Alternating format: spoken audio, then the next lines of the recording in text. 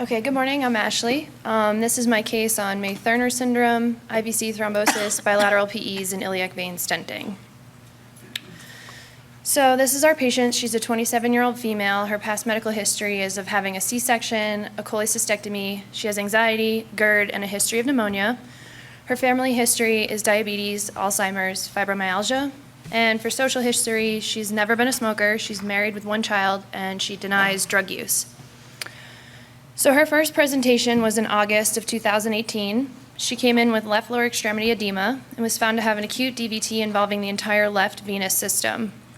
She was treated with an ECOS catheter and sent home on Lovenox shots. She comes back to the hospital in November with shortness of breath. CT scan was performed and showed bilateral PEs with IVC thrombus. She was also found to have another left lower extremity DVT. The PEs were treated with ECOS catheters. Her PA pressures normalized on echo the next day, and the plan was to stage a procedure for her DVT. With this admission, she was officially diagnosed with May-Thurner syndrome. And so she does fit the picture for May-Thurner. She's a young female, either postpartum, multiparous, or on oral contraceptives. Others at risk are those with spinal abnormalities. They typically present with left lower extremity edema and/or claudication. And what's occurring in May-Thurner is compression of the left iliac vein by the right common iliac artery. Impulsation of that artery eventually leads to spur formation, and the result is obstruction and occlusion. So she returns in November for IVIS and venography of the left and right iliac veins and the distal IVC.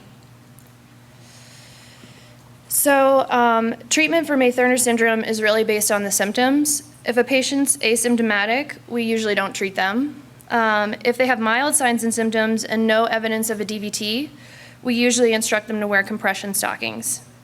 Those with moderate signs and symptoms and no DVT are recommended to have angioplasty and stenting. And those with DVT should receive anticoagulation, angioplasty, and stenting. So for her, we did ultrasound-guided placement of bilateral 11 French sheaths. Her IVC, bilateral proximal femoral, common femoral, external iliac, common iliac veins were all visualized by venogram. We also performed IVIS of the iliac and femoral veins and IVIS of the IVC as well. In the end, we did 2 overlapping stents to the left common iliac and external iliac veins, and 1 stent was placed to the right common iliac and external iliac vein, with IVIS imaging, again, post-procedure.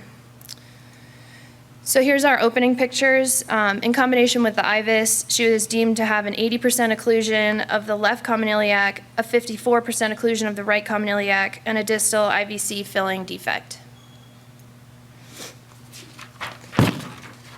This is us deploying the IVIS. And here's where our first stent was placed to the left common iliac. The research studies show, particularly one from 1996, that there's a lower rethrombosis rate in these patients when stents are placed. In the study, the patients who received anticoagulation and ballooning alone rethrombosed at a rate of 73%, whereas those patients who received stenting only rethrombosed at 13%. So we decided to go ahead and place stents for her. Here's the stent to the right common iliac. And then we actually deployed a second stent in the left. All 3 stents were 18 by 90 self-expanding wall stents. Here's her final pictures. She received 300 milligrams of Plavix in the lab and was sent home on 75 milligrams daily.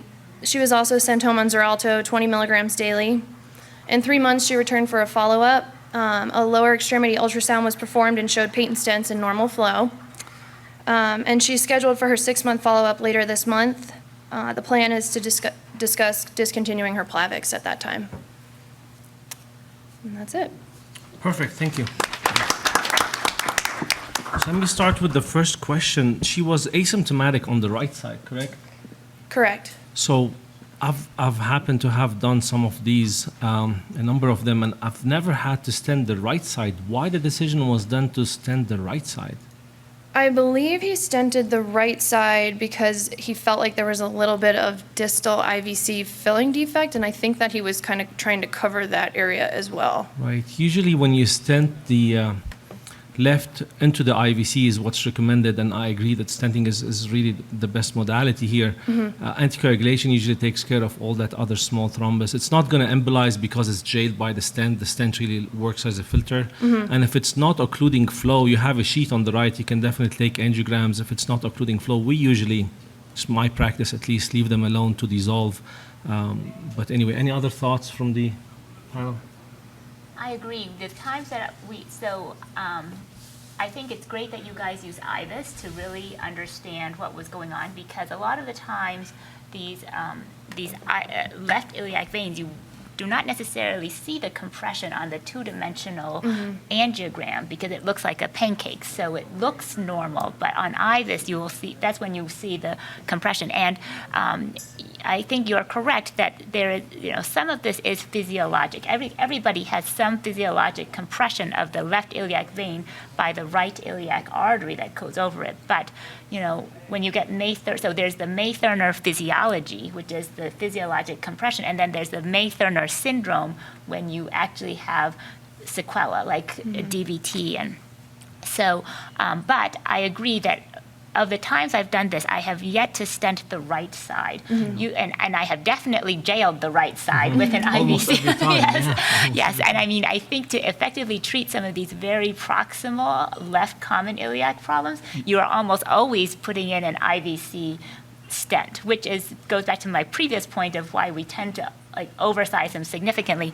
And especially with the wall stent, if it doesn't turn out to be as big as you think it's going to be, it ends up being longer. So this wall stent, I always feel like you never know exactly how long it's going to be. Yeah, and the radial force of it Yes. is not great, so it tends to stay a little bit shrunk at the site of severe stenosis, and it will elongate from both sides. So it's definitely, you want to have enough in the IVC for it to expand enough to touch the walls there, so it doesn't migrate. But yeah, it's a little bit surprising that the decision was made to stent both, because you don't want more metal in a young patient anyway. So my other question was, how did you actually diagnose the May-Thurner? Because usually there is an imaging state. She could have had a hypercoagulable state. And I agree that, recurrent left side DVT does make you have to work up May-Thurner, but did you IVUS her or get some other, even the CT scan I've found sometimes doesn't necessarily tell you this is going to be May-Thurner. So what was the imaging study to diagnose the May-Thurner? I believe it was a CT scan. But you did do IVUS prior to the stent, Correct. right? We did IVUS first and then in the end again too. Yeah, so May-Thurner is pretty interesting on IVUS. Really, if you haven't seen one, I recommend you Google one and guys look at it, because you'll see this very focal narrowing, and as was mentioned, it's usually on angiogram, it's very, even when you look at the stent picture when it was deployed, you see the stent much wider in that area because it's actually flattened out, so it looks wider and not as circular. So angiogram can be very deceiving, especially in the AP view, because then you're just seeing the widest portion of that narrowing. If you look at it at 90-degree angle, you will actually see it very narrow, and that's what the IVUS help you see. And you see it exactly at the site where you can see the pulsation of the iliac vein on top of it. So IVUS pictures really, in my opinion, is the gold standard to diagnose this. Everybody who gets CT venogram, you have some iliac compression there, as you mentioned, because that's kind of the physiology of this. Other thoughts, audience? Any questions, please? I got a quick question. Yeah. Excellent case, by the way. Oh, thanks. So like you mentioned, you're going to follow her up, and you're thinking about stopping the Plavix clopidogrel, which is the easier solution, right? The question that you probably don't have the answer to is, what are you going to do with her anticoagulation? Here's a younger individual, and if you truly believe that all her recurrent DVTs and her PEs were from May-Thurner, which supposedly you've taken care of, so now the question is, what would you do with the anticoagulants? Right, does she have to stay on Xarelto for life? Is she going to? I'm not sure. I know at the follow-up they were going to discuss whether or not they were even going to keep her on Plavix. I think the plan was to keep her on Xarelto, but I'm not sure about that. And then my other question was, how do you, she can't have oral contraceptives at this point either, so I was kind of curious about her medication list too.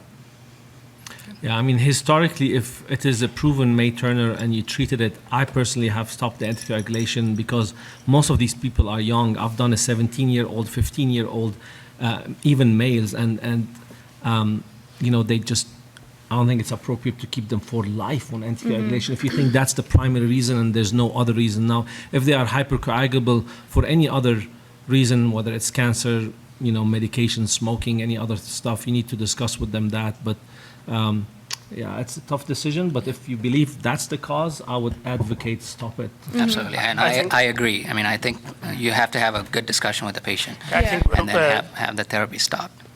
One approach can be that, you stop it and you do the full hypercoagulable workup. If that comes back negative, then you're more Right. confident about, leaving the patient off of it. Well, thank you very much. We Thank have you. to move on. Thank you.